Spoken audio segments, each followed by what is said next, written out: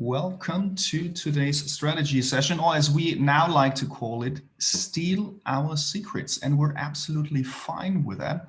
We're sharing these secrets for you so you can just take them, maybe steal them, maybe borrow them, and apply them in your own marketing strategy, sales strategy, or your business. So it's absolutely fine with us. A little bit about what we do, what Honeycomb is. We do three things. Number one is strategy, especially for business growth, accelerated growth, and exponential growth. And we do training as well, training on sales, training on marketing, leadership, and team building. And we also do content. That means the content creation and the craftsmanship, but also the scheduling and laying out the strategy, the content strategy side of it. We do that because we love content, we love training, and we love strategy. And now for tonight, please put all your questions in the chat. That's a typical agenda. We have around 20 to 30 minutes of presentation.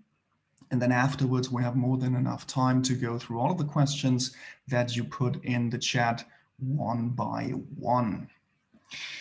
Let's hit it off with a question. What's the most important ingredient of your cold email? There's one thing that you need to keep in mind at all times when you draft your cold email or your prospecting email or your sales email, doesn't matter what you call it. It's basically an outreach to a potential lead, a potential prospect. So the most important thing is you need to make it customer centric. So we're talking about a cold email where you didn't have any contact before with that prospect. So they don't know you, a little bit about them. We'll talk about that in just a few minutes. So what we need to do is we need to get into the mindset of making it about the customer. And the customer in that regard is, of course, the lead or the prospect that you want to reach out. So make it customer centric, never make it about yourself.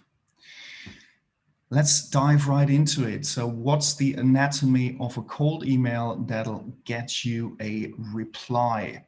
Let's start with some pointers. Number one, keep it short and simple. So they don't know who we are. They have not requested anything from us, no information. That's basically the outline that we have right here for this session. So we need to keep it short. We need to get straight to the point. We don't waffle about or ramble about. No, we need to keep it very short and simple.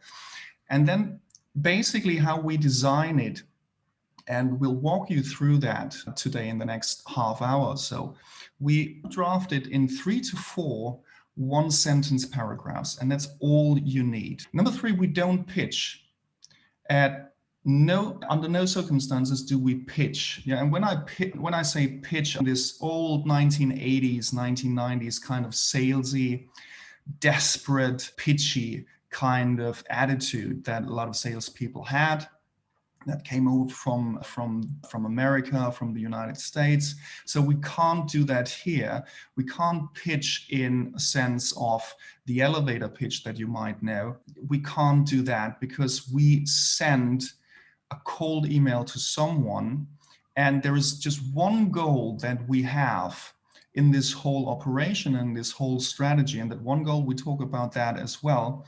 And when we reach that goal, that's all we wanted to do with that cold email.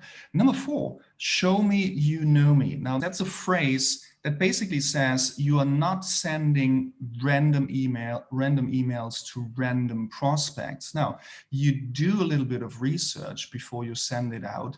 You do a little bit of research about the person that you are addressing, but also the business attached to them. It can be their own business. It can also be the company that they work for or work in.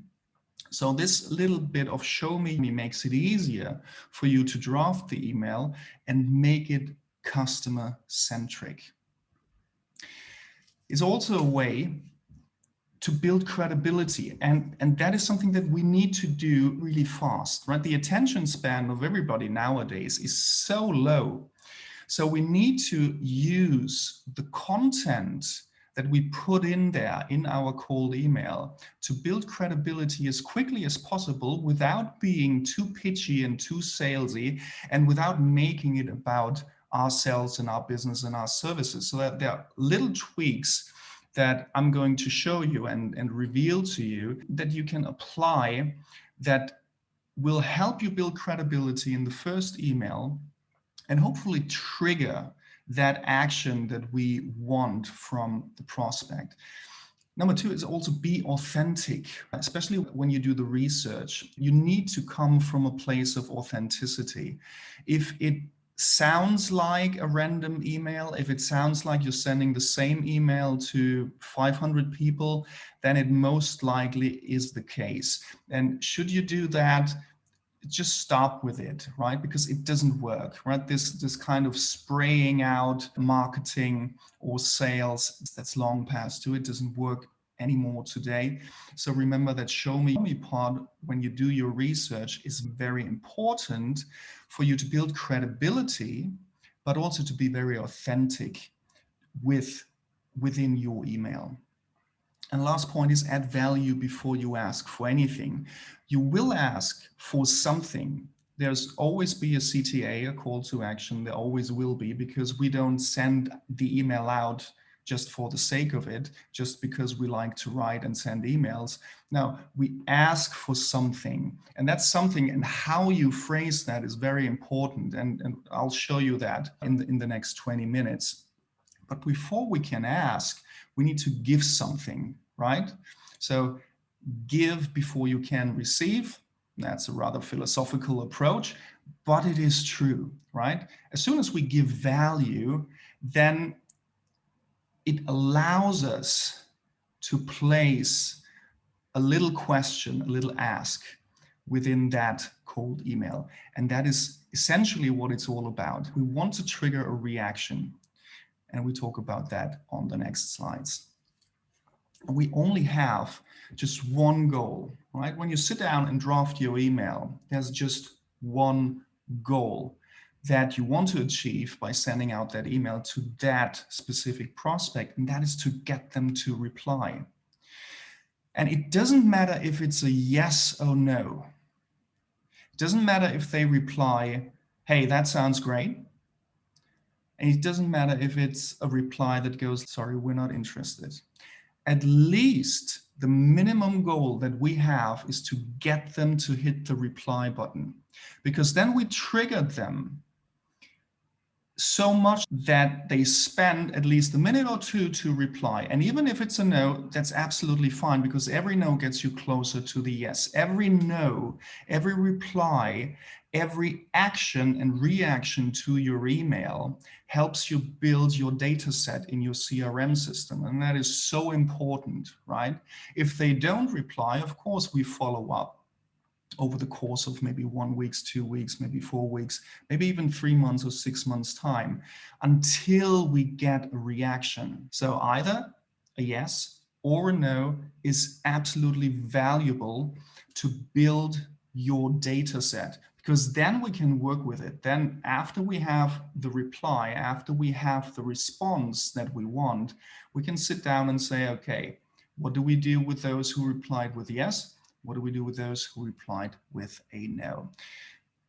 And also the question, which I explained already a little bit ahead of my time today, why is that important to get a reply? It's very simple. Sales is a numbers game, right? You need to be able to scale as quickly as possible, because the more people you get in touch with, the more likely it is that you find your lead, right? So it's not enough to send out 10 emails. It can work, but in most cases, it's very unlikely that you get the results that you want. But imagine sending out 100 emails or 200 emails. Or it does also apply to phone calls, right? What's the difference in results when you make 10 phone calls as opposed to 100? Sales is a numbers game, it always will be, always has been. So you need to increase the numbers of responses. And in order to increase that, you need to increase your own actions, meaning how many emails do you send? How many contact requests do you send out? How many phone calls and dials and conversations do you have per day, per week, per month, per quarter, and so on? The higher these numbers are, and the higher the quality of these numbers are, the higher the possibility of a possible and positive outcome. Before you do anything, before you sit down and draft your email, first thing that you need to do is to identify your target audience. Now, I'm not going into details on this point number one, because that's a separate session, right? We can spend 30 minutes, 60 minutes, maybe even 2 hours on identifying and drafting your avatar, your persona, and really going into the details. Leave that to a separate session, because tonight we want to focus on really drafting an email where you can take notes now and tomorrow draft it, create it, and then send it out and see the results coming in. So that's what I'm focused on tonight. And then it basically is like a clean canvas if you want. So the first thing that we need to think about is the subject line, right? That's the first thing someone sees in their inbox. And here are some pointers how we can do that. Number one, make it as customized to the prospect and their business as possible. Again, don't make it a mass email with the same subject line, sending it out to 500 prospects. Take the time, again, show me, make it as customizable to the prospect and their business, their role, their responsibilities as possible. And that also means that you need to research the business. And I don't mean 6 months thesis. No, it's 1 minute, 2 minutes before you send the email, go to the website, go to LinkedIn, Twitter, Facebook, wherever you find valuable information about the prospect, about the person, but also about the business. Use that information and put it in your template, put it in your draft email, especially the subject line. And you can trigger interest in your prospect by referring to elements of their business or their personal involvements, right? Maybe that person was a keynote speaker 2 weeks ago at a digital event, or 1 year ago at a live event. I'm just thinking 1 year ago, we still had COVID back then. So just pick out elements and angles to attack the subject line and make it really personal. By all means, please avoid mentioning their business or their company name. And I speak from experience here from receiving tons of cold emails. Every time I see my or our business name or company name in the subject line, 99% of it is so salesy, so pushy, so desperate, artificially urgent, that I read over it for research, because I want to know what other people are doing, what other sales organizations are doing. But from my experience, just leave out the company name out of the subject line. And also, I think there was a strategy, wasn't it, like in the 1990s and the 2000s, where you started your subject line with regarding, like RE. That is absolutely deceiving, because how email systems are programmed is, if you receive an email and you hit the reply button, it automatically adds the RE in the subject line. So that means that it's a conversation. So if you put that in the subject line and it's a cold outreach prospecting email, you would deceive the receiver by giving them the impression that you already had a conversation, that you are replying to one of their emails. Of course, that's not true, because it's the first contact that you are initiating. So if you've seen any of that, and I know that was common practice maybe 20 years ago, maybe 25 years ago, maybe even 10 years ago still, just don't do that. Again, remember what we said in one of the first slides, it needs to be authentic. Yes, it's a cold email. They don't know who we are. They didn't ask for us to get in touch, but that's absolutely fine. As long as it's authentic, we give them the choices of thinking, is that something of value to me or not? And whichever way they decide is absolutely fine with us. Yeah, again, either it's a yes or a no or a maybe. Absolutely fine. We accept any response as long as we get a response. Examples of a subject line: your LinkedIn post yesterday. That could be a reference to what they were posting yesterday on LinkedIn. And it also shows that you've done your research, right? So that you are interested in what they have to say. And it's not just a random mass email. Or your keynote at whatever event, your keynote at Digital Marketing 2021, something like that.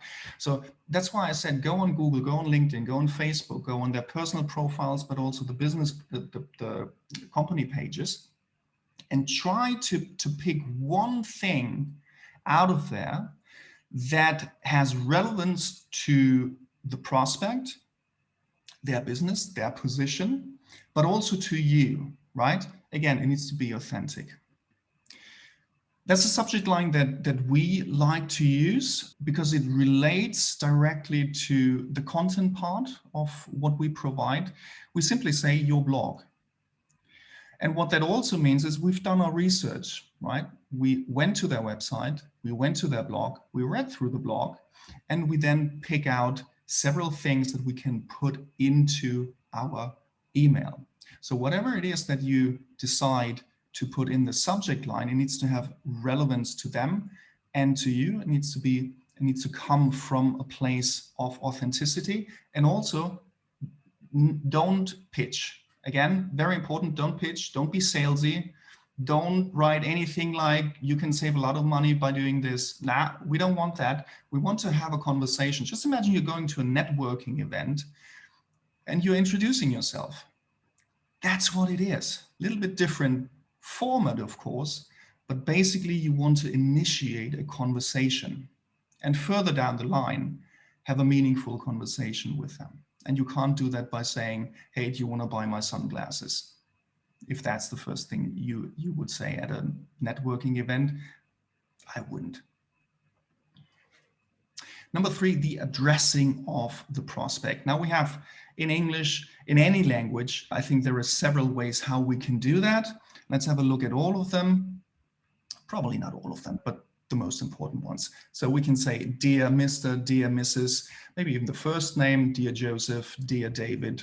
We can say hello, hi, hey. And that also is, it's part of your personality, how you write emails usually. Also, one thing to consider is the prospect's position and the seniority level. So if I were to address an email to a CEO of a Fortune 500 company, I would most likely use dear, but with the first name. I rarely use Mr. X or Mrs. X. I was born in Germany. It's common practice that you use the family name preferably. But in English, I would always go with the first name, even if it's a higher up seniority level employee, C-level or CEO or whatever it is. I wouldn't use the family name, at least not in English. But I would use dear because that shows a certain level of respect that I'm paying forward to the prospect. But other than that, whatever makes you feel comfortable, how you would address someone on a networking event, if you want to do business with them, that's absolutely fine. So there's not a strict rule. The only rule is it needs to be authentic, right? If you feel good about it, put it in there. I don't think we need any examples for that. Just use common sense and use the addressing. Now the opening, that's the first paragraph, the first maybe one sentence or two sentences that are really important. With a subject line, we hopefully make them click and spark that interest in them to either tap on their phone or open the email on their desktop. That was the first hurdle. Now, the second hurdle is how do we open the conversation? It's similar to how we would open a conversation to a complete stranger, right? I always like to draw that into the equation because eventually people buy from people, right? People who are alike like each other. That's what it is. So the opening, let's get to it. Make it about them. That's very important. We don't start any email with my name is, we do this and that. Now, again, customer centric. That's so important. And I keep repeating myself because I want to burn that into your brains. Make it customer centric. Make it about them and not you. Add value first before you ask for anything. Highlight their achievements. As we said, you've done your research, right? You have 1 or 2 points that they did. Either they publish great content, or they have a great podcast, or there's a press release that they were mentioned in. Whatever it is, find that 1 thing or 2 things that you can highlight in your opening paragraph. Pay a compliment. Again, needs to be authentic, right? If they held a keynote speech about a topic that really resonates with you, both on a personal level and a business level, just pay a compliment. Hey, I saw your video about this or that, really liked it. Or I've heard your podcast and this one episode was really spot on. Thank you for sharing that pieces of information for free. Again, be authentic, right? It needs to resonate. When it resonates with you and you put that in writing, the other person will feel it.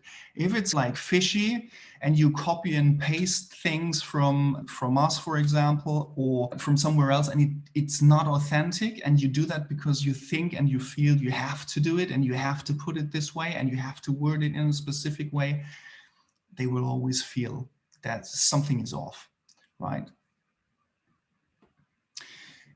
And that's an example of how you could open the email. I've been following you on LinkedIn and you're putting out great content, especially XYZ is absolutely spot on. And that's the reference point that you point out. Either it's an article that they published or a comment, or they shared something that really resonated with you and has some correlation to your business, of course, as well. So put that in there and compliment them and make it authentic. The second paragraph is even more important than the first one. So the first one, you make it about them.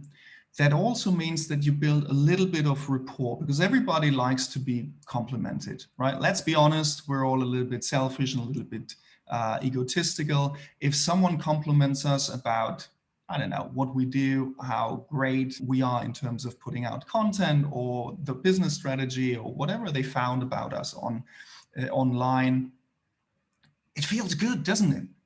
It really feels good. So that's the first paragraph. And the second paragraph is we push and provide massive value, right? As much value as we can provide in a simple email. Let's have a look at that. Share something that is of value to them and or their business. Again, we talk about 2 things here. One is the person in position X, maybe the head of marketing, maybe the head of sales, maybe the CEO, whatever it is. And the other thing is the business, right? What do they do in the business? So we have to combine that in one email. And ideally, we find something that resonates with both the person, the prospect, as well as their business, because then the value is absolutely massive. And you can share several things. For example, a statistic that really blew your mind, which is what we do. You can share a link to a group discussion that you feel maybe resonates with them, and you invite them to join it or maybe have a look at it. A link to a blog post. Doesn't necessarily have to be your own blog post, yeah, but also from maybe an industry website or someone else, an influencer or a thought leader, whatever it is. Link to a blog post with valuable information. Again, don't sell anything, right? Even if it's your own blog post, don't put it in a way that is salesy. Focus on the customer. Think customer centric. This email is not about you. It's not about you. It's about them. And we want to provide as much value as we can, because then this puts us in a position, this allows us later on to ask that question, to ask for a little bit. But before we do that, we have to provide massive value first. And massive, of course, there's a scale, right? There's a big scale of what is massive value. Again, we keep it short and simple, and we provide as much value as we can in the little space and the little time that we have. And this could be something like this. There's a discussion going on about just that topic, right? We're referring back to the first paragraph. There's a discussion going on about just that topic in whatever group or whatever website. I thought you might want to have a look and join the conversation. Something like that. Again, make it about them and provide that value. Again, you can also share statistics or tips or something that you found online that would benefit their business, that would add value to how they go about marketing, how they go about sales, how they go about their business growth. Whatever it is that you think will resonate with both the prospect and the company, just use that, again, from a place of authenticity. Now that we've done all of that, we can finally get to the introduction, and only then. We made it about them, we complimented them, we added value, and now, as in any good conversation, we just introduce ourselves, who we are and what we do, again, in a non-salesy way. Think of meeting someone at a network event. That's the third paragraph. And what do we put in there? Very simple. Who are you? What do you do? We can point out some references. Again, as long as it's not pitchy and as long as it's not salesy, it's absolutely fine, because we want to introduce ourselves, our business, and the services that we provide, ideally pointing out the benefits for that prospect, but in a non-pitchy and non-salesy way.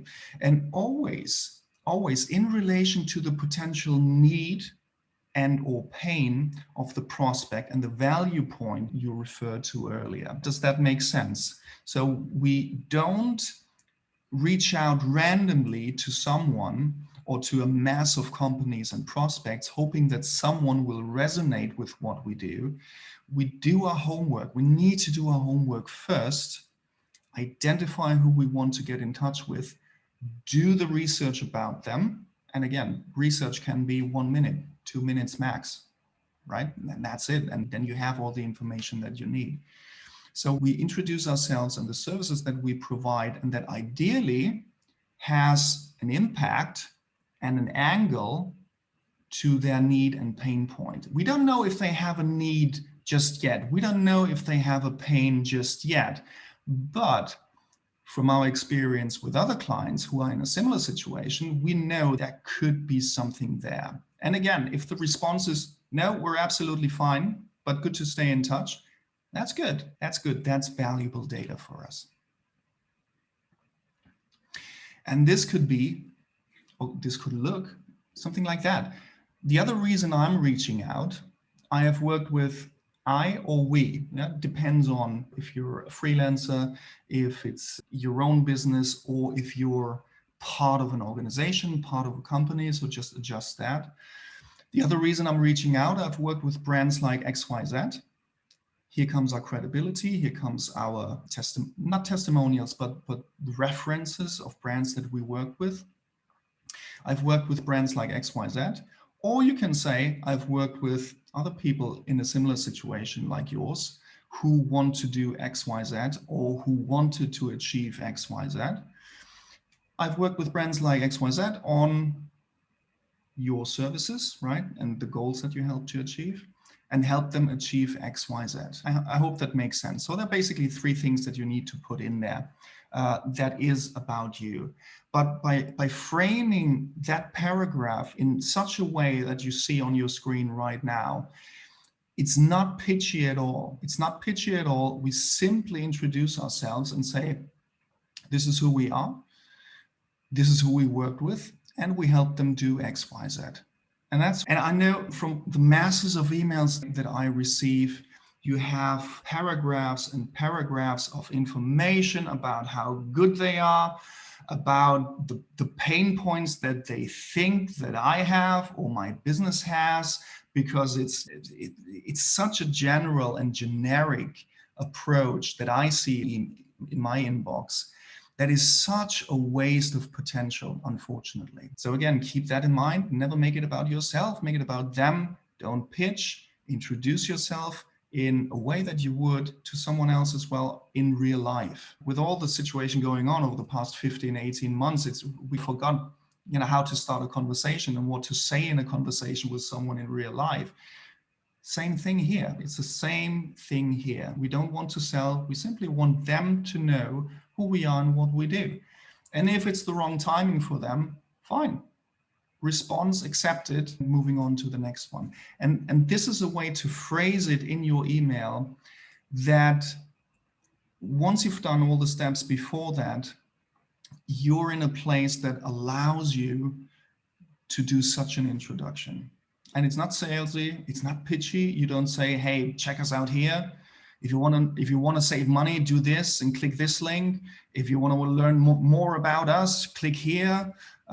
Limited supply, whatever. Speaking about limited supply, the best kind of artificial urgency, the best worst example, I should rather say, was when I saw someone on either a LinkedIn post or on their landing page, they were selling ebooks, and they really said limited supply in ebooks.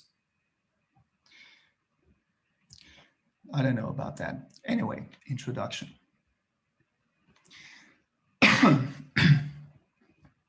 We finally get to a place where we can put our CTA.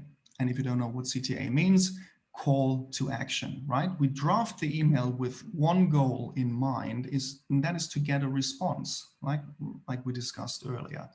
And that is where the call to action comes in. So a call to action is something that you want the reader or the visitor of your website or the potential customer or the lead to do. It's your next step in your sales funnel, right? And you want them to get to that next level. You want them to take that step. Now, after all we've done so far in our email, that is the place where we can put that. And you can have several calls to action. It really depends on your strategy and what you want to do next. Number one, you can invite them to have a chat. You can ask for a simple reply. You can ask for the right person in their team if someone else is more appropriate to talk to, or if they want to delegate that to the person responsible in their team. That's absolutely fine if they don't have the time to deal with it, or if they have other more important projects, but still want to have that conversation. Yeah, it's very likely that a CEO doesn't have time to do that himself, or a head of marketing or a head of sales, but maybe they can refer you to the right person within their team. Last but not least, please, whatever you do, don't write, let's hop on a call. Please, I see that in every single email. I'm 43 years of age, right? I've stopped hopping. I don't have the time to hop, especially not on a call, especially with a pushy salesy email. Please don't use that. There is a phrase that you can use, and that's the next slide, by the way, where you can do that in a very elegant way without saying, hey, let's hop on a 10-minute call. When do you have 15 minutes time next week? We don't even know if they are interested, right? So we have to phrase it and word it in a way that is inviting, but also leaves them the possibility to say, hit reply button, sorry, we've got everything sorted, or sorry, it's not the right time. Can we catch up in 3 months' time or 6 months' time? So please, I hate that phrase. Let's hop on a call. Please don't use that. If you send me a cold email and you put that in there, let's hop on a call, I'm going to ban you for life from all the honeycomb strategy sessions. So don't do that. But how should you do that? This has worked for us. Would you be up for a chat if the above makes sense to the company? Now that is a way to phrase it, because you put in something very important, right? You invite them to have a chat. You could also say, would you be up to for having a conversation, right? How you phrase that, what words you use, you can test and trial that, whatever comes natural to you. But with that additional, if above makes sense to you, or if above makes sense to the company, and you are referring back to your introduction, right? So I've worked with XYZ, helping them achieve ABC. That's what you're referring to, because it's the next paragraph right underneath that. So you give them the space to think. And it's not pushy, it's not salesy. You don't need them to get on a call with you, at least not from how you word it, how you put the words together in here. If it makes sense to you, would be absolutely great to have a call with you, or would be absolutely great to discuss further, would be absolutely great to have a conversation with you. Or, and you can put that in the same sentence, by the way, yeah, would you be up for a chat if above makes sense to company XYZ? Or connecting me with someone on your team if that be a better fit. Again, it's not closed. Right? If you remember all the sales call strategy sessions that we've done in the past, we want to ask open questions. We don't ask closed questions. We ask open questions so that they have the possibility to give us more information than more than just a yes or a no. And we do that. And actually we give them two options here. So they can either decide to reply and say, yeah, I would love to have a chat with you. Because then we know that it makes sense to them and that the timing is right. And if they reply no, then we know, okay, then the timing is not right, or maybe it doesn't make sense. At least not at the moment. Maybe they've got it all sorted out for now, and that's absolutely fine. And we give them another possibility, another option, another decision to make for them to say, yeah, it sounds interesting. I don't know exactly what it's all about just yet, but if there's an opportunity for us to improve our strategy or get some sales training and improve the performance of our sales guys or the marketing department or whatever it is, I'd like to learn more. If that's the decision that they make, but they don't have the time to do it themselves, they would refer you to someone else, maybe a colleague, maybe someone within their team. So with that last paragraph, we open up so many options for them to reply, to respond. And again, it doesn't matter if it's a yes or a no or maybe, as long as they respond.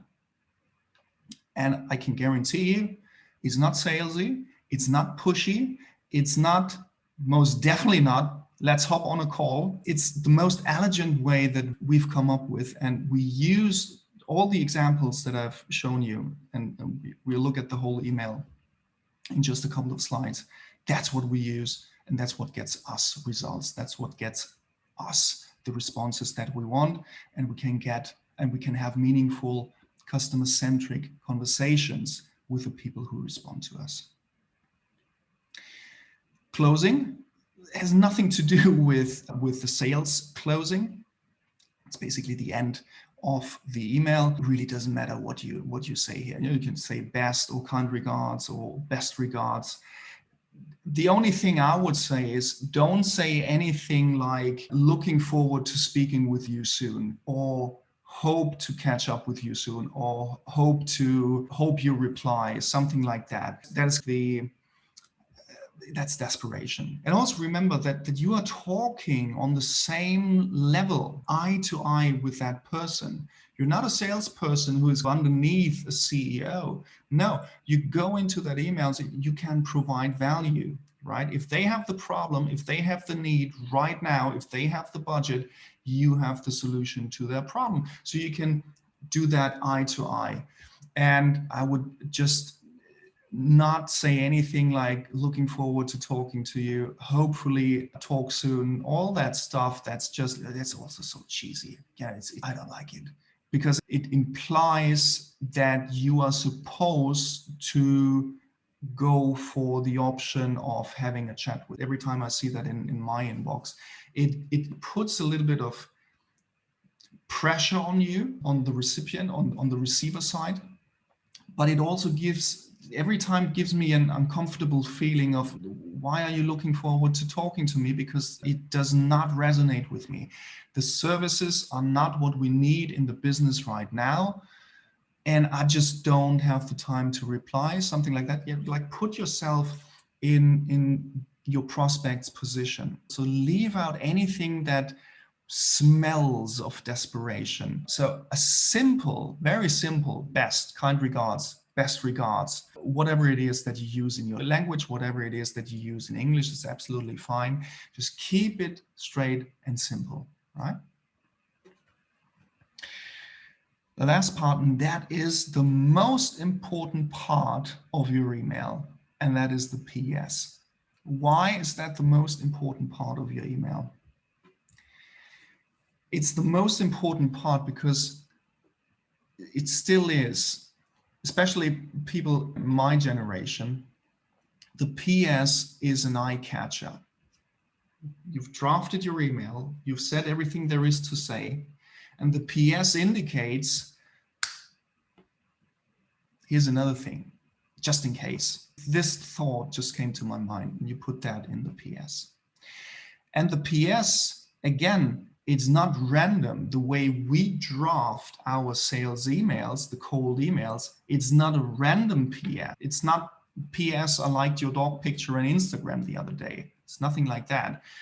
It is strategically used to put a link to your website, to your testimonials, to your service portfolio in there. And the PS is a space where you can give them a link to your portfolio, as I just said, the website, more information, maybe a CV, maybe a page about yourself, about your business, or more background information in relation to what you have discussed or what you have referred to in your email. So the PS is done on purpose every single time.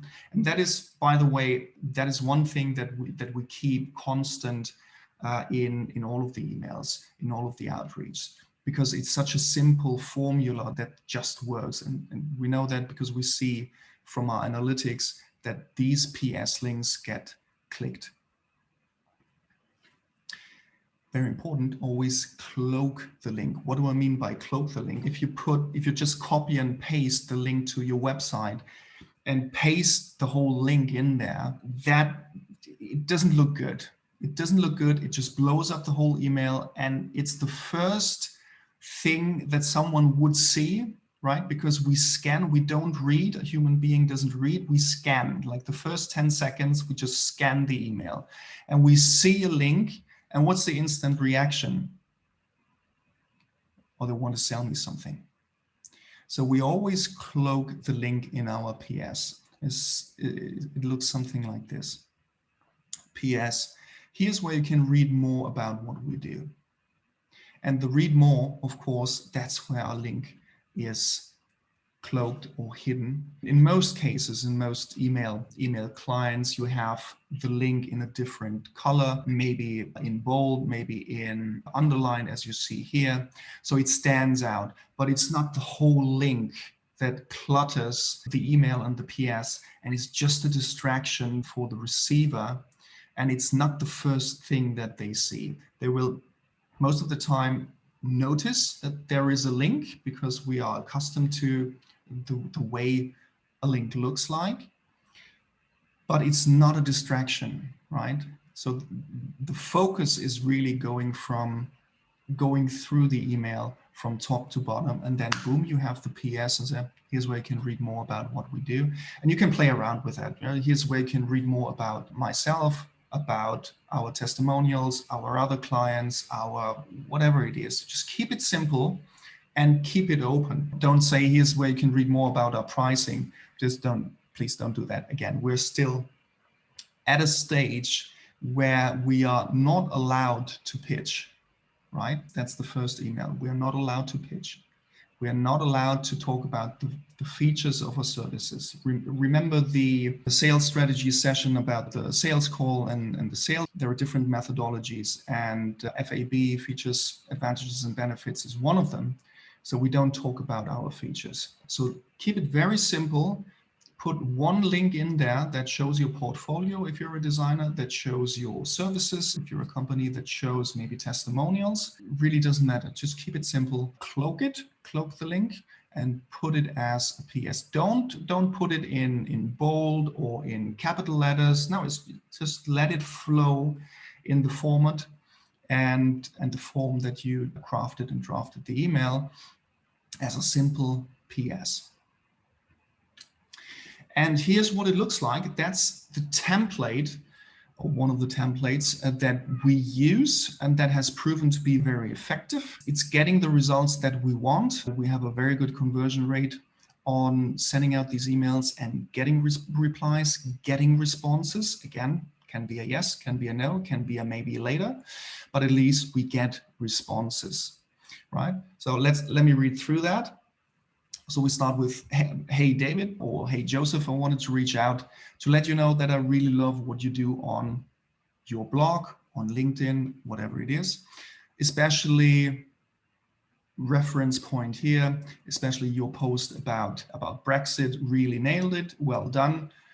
Please don't hate me for mentioning Brexit. I'm just pulling out examples here. I noticed that your company or you is proactively doing, that can be anything, trying to lose weight, trying to get more sales, trying to build brand awareness, whatever it is. Here's a statistic that really blew my mind. And please notice that I speak with I and my and me, because that's who sends the email. So I send the email, so I speak about myself. Here's a statistic that really blew my mind. According to XYZ, we put a statistic in there that is in relation to the industry that our prospects are in, or in relation to the position they're in, the department they're working on, the sector, sales, marketing, business development, what else, HR, and so forth. But it needs to be related again to the prospect and or their business. I'm sure you would see, that's what we do, a statistic about how they can improve their content marketing. And I'll say, I'm sure you would see similar great results by doing X, Y, Z. And funnily enough, and surprisingly enough, X, Y, Z is exactly what we provide, right? So that's basically the bridge to the next paragraph. The other reason I'm reaching out, we have worked with large brands like Symantec, ViewSonic, Philips, blah, blah, blah, blah, blah, in the past on doing X, Y, Z, and have helped them achieve business growth, closing more leads in less time, prospecting more, building their sales funnel, whatever it is. Again, it needs to be related to your services, but also what you have researched about the prospect and the company. Would you be up for a chat if the above makes sense to blah, blah, blah, or connecting me with someone in your team if that be a better fit. There's Joseph, and here comes the PS. Here's where you can read more about what we do.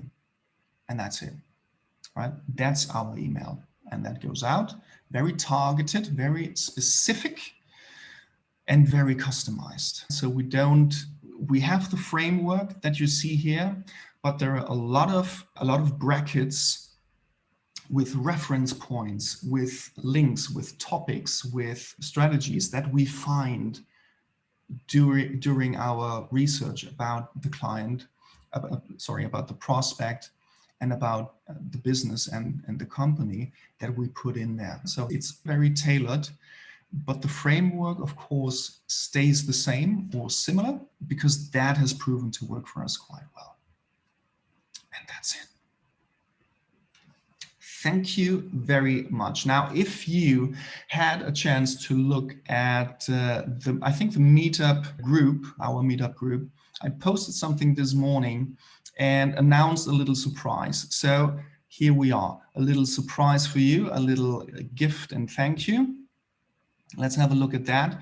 So this is an exclusive preview of what we've worked on secretively behind the scenes. It already sounds like a movie premiere. That's all right. So it's an exclusive preview of what we are about to launch or more specifically, what we have already launched. It is live. It was a very soft launch, so not much big bang yet. So you're the first ones to see it right here. We have launched our Honeycomb Growth Academy, where we provide tactical training and strategic mentorship. Basically, what if you followed us and have joined our other strategy sessions, it's similar to what we provide here in these sessions, but in way more details. We take more time to really dissect all aspects of sales, marketing, leadership, business growth, and so on. There are many different topics that we dive into. And basically what we want to do is to bridge the gap between the theory and the practice. Everything is easy in theory, right? We can talk another hour about drafting your email, but then the practice is always different, right? And we want to bridge that gap, and we want to give individuals, entrepreneurs, business owners, but also teams within larger companies, within larger corporations, the ability and possibility to join us in this academy, in these sessions that we are going to hold from anywhere and anytime. And just a little bit of the topics of what we do. So let's start from strategy. We talk about acceleration strategies. We talk about growth planning, about measuring, about cross-teams technology integration, pricing strategies, product portfolio mix. In terms of sales, we go through all of the sales methodologies that are out there that you need in order to have that sales call and close that lead. We go from objection handling to objection prevention, from prospecting to rapport building, everything that we have done so far with the strategy sessions here on Tuesday. We will do much more and go into way more details, and it's going to be way more interactive in our academy. And also it will contain role play. It will be open Q&A sessions. We really dissect everything, what we do in terms of marketing, content marketing, creation, recycling, email marketing, lead nurturing sequences, conversion optimization, cross-channel inbound strategies, team building, incentive design, remote work management, and so on and so on. You can read it yourself. We've done that because we have the experience from coming from over 25 years in business. We've worked with some absolutely amazing and exciting brands. I keep mentioning some of them, like Philips, like Haribo, like Symantec, Busonic, some smaller SMBs, magazines across all different sectors. So we have the knowledge and the expertise in our background, and we just wanted to have an opportunity to share that knowledge with as many entrepreneurs and business owners and professionals as possible. And I think we've found an outlet of that, and we're very proud and very excited about launching that tonight. And also it's just one simple plan, no hustle, no kind of overcomplicating things. It's so simple. It's really simple, straight to the point. And if you are interested in learning more, the page is live, the website is live. Just go to honeycombagency.co.uk/academy. It's live. It went live, I think, last night. So fresh from the press. We are very proud of it. We've put in a lot of work in there, a lot of thought, a lot of expertise, how to build something really great with more in-depth training and knowledge and know-how and knowledge transfer from us, from our trainers to you. And now the final thank you. Let's get to your questions and let's see what's in the chat. Let me go from top to bottom. How many words should the subject line be? What's the optimum? There are different theories about it. And if you do a little bit of research, there is an optimum amount of subject line, as a lot of people claim. From my personal experience and what we did with Honeycomb, again, our subject line is your blog.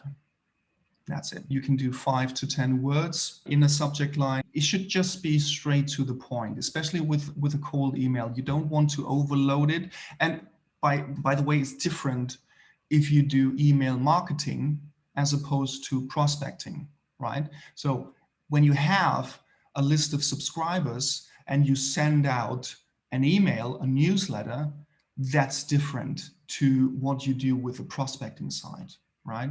So I would say keep it as simple as possible, as short as possible.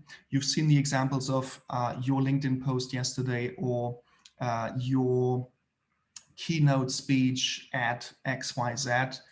It needs to be relatable, and they need to recognize something. It needs to trigger their intention to read the email. So for us, what really worked well is just a simple your blog.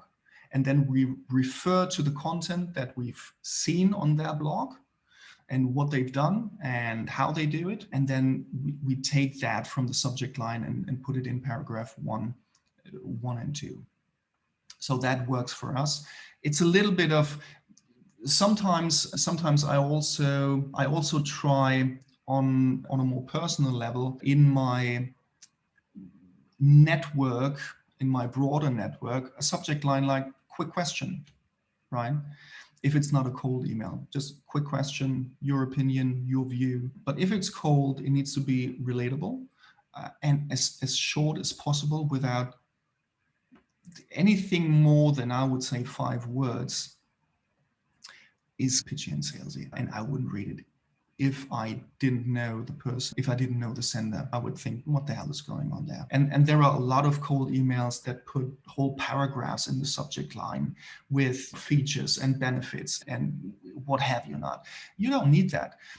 You just, the subject line, you want the subject line to be as spot on as to make them click and tap into the email and read it. And that's it. Can be one word. Can be one word could be enough. If it's a keyword that relates to them, then that can be enough. How to follow up after the first email? Well, of course, there's a whole scenario and strategy going on there. That really is, it's way more to the whole prospecting strategy than just drafting this email. So yes, you should follow up, because not everybody will reply. You won't get a response from everyone. You maybe have a response rate of 5%, 10%, maybe 20%. Depends on how you draft the email and your target audience, of course. So you should follow up after the first email. If you haven't heard back from them within, I would say, 3 business days, not days, but business days. That's a good time frame to just check in and say, I sent you an email a couple of days ago. Did you have time to read it? But again, that is a separate strategy that attaches to or underneath your cold email. So it's a whole prospecting or outbound strategy that you lay out. And that includes identifying your target audience, which we haven't covered yet because it goes way deep. Then drafting the email or drafting the DM, the direct message, can be a direct message on LinkedIn as well. And then following up until you get a response. And the response can be, as we said, don't you ever send an email to me, or bugger off, or whatever it is. Hopefully not. But this is for bigger companies. What about individuals that may not have much online presence? You should have at least some online presence, right? So what we do is mostly targeted B2B. That's our sector. That's what we love to do. Nonetheless, we have a lot of entrepreneurs and individual business owners that come to us to seek advice, and it works in a similar way. It's just it just needs a little bit of adapting, right? So if you don't have much online presence, if you maybe don't have a track record yet, then you can just leave that bit out and just say, hey, this is what I do, and I help other businesses like yours do X, Y, Z. So just leave that reference point to testimonials or your track record out of there. And if you get to the point, because everybody started somehow without any clients, without any track record, every business starts out like that. So when you get to the point, when you get them on a call, and in the sales call, by the way, that is one way of handling objections right? They ask for references, they ask for track records. So you can take that objection and handle it in a very, I would say, smooth and elegant way by going around that and being absolutely honest with them. So we have our tweaks in the background, which we are happy to share with you, but I think that would expand on, or that would bust that strategy session tonight. But there are ways for individuals, for business owners, entrepreneurs, but also larger companies and organizations. Let's hop on a call. I don't know what to do with that.